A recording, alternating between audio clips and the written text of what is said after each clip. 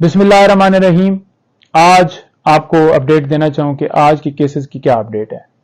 आज एक तो सुप्रीम कोर्ट के अंदर क्वेटा वाला मुकदमा, जैसा कि आपको पता है कि वकील वहां कत्ल होते हैं और एफआईआर खान साहब के ऊपर मशवरे की दे दी जाती है। वो भुट्टो वाला मामला दोबारा रिपीट किया जा रहा है।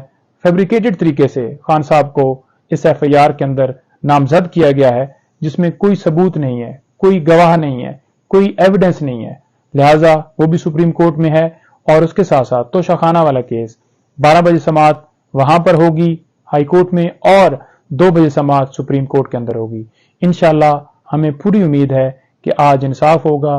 कानून के मुताबिक खान साहब की आज बेल हर सूरत हो जाएगी और खान साहब हमारे दरमियान होंगे।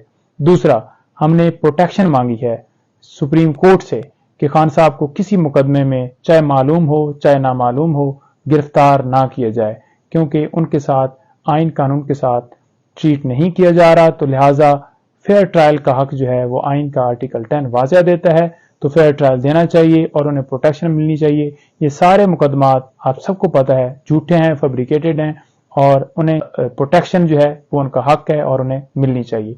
तो इंशाल्लाह सुप्रीम कोर्ट से हमें उम्मीद है कि आज प्रोटेक्शन उन्हें मिल जाएगी और मजीद किसी मुकदमे में गिरफ्तार जो है वो नहीं किया जा सकेगा। Thank you.